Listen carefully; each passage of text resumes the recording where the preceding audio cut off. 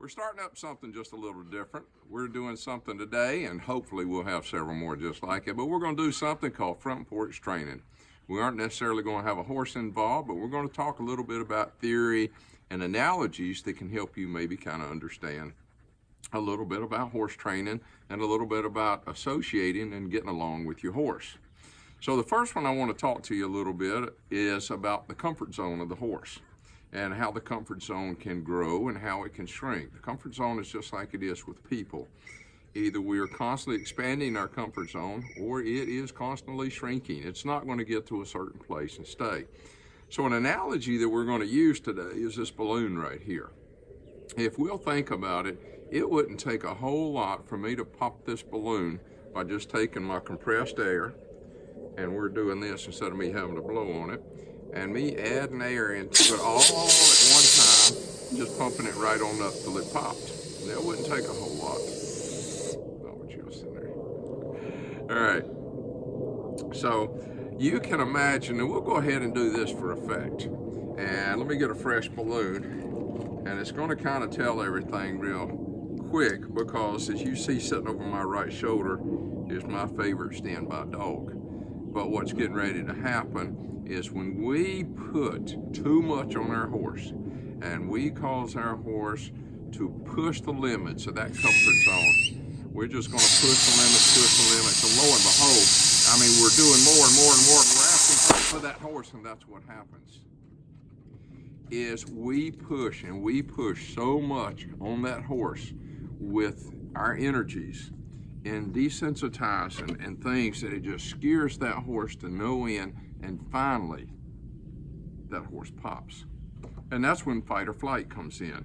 You saw how it affected my dog. It's just a sound with her. She doesn't like anything loud, so we'll console her a little bit.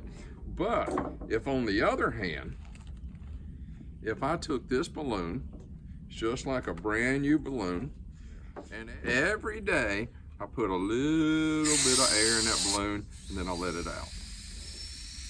And the next day, I expanded that comfort zone just a little bit more, and the day came to an end.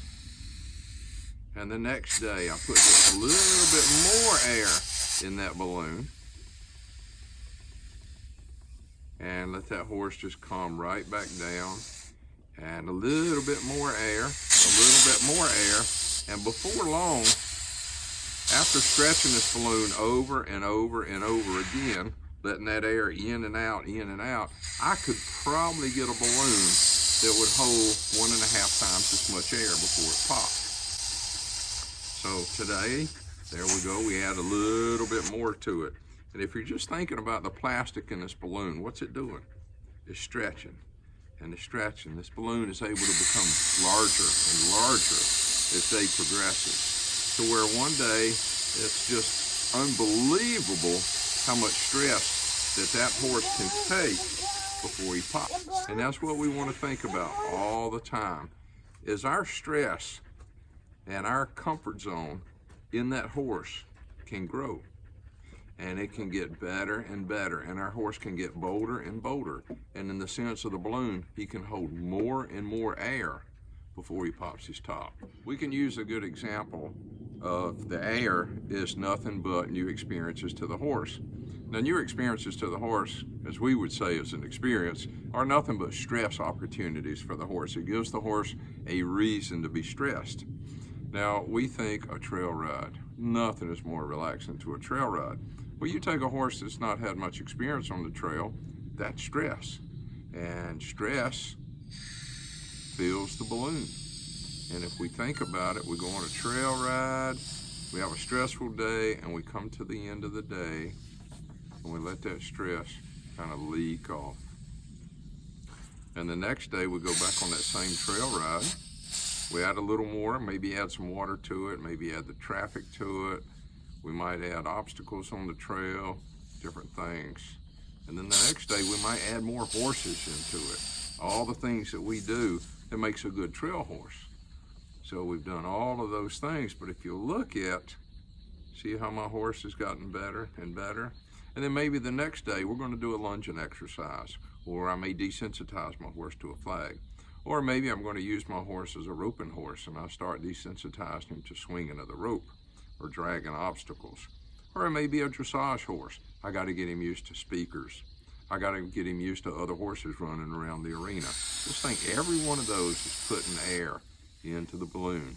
It's putting air in his comfort zone, stretching his comfort zone, making him a little better.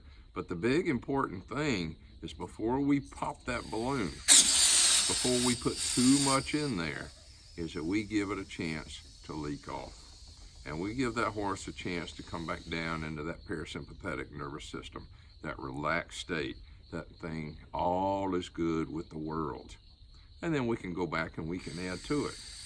Maybe we're working on exercises down the rail, and there's all the signs blowing in the wind. There's piles of jump cavalettes at the end, all of those things. But we've got to expose the horse, release it. Expose the horse and release it. And before long, just think about it. We've got this horse versus this horse. There's a big change. All right, thank you.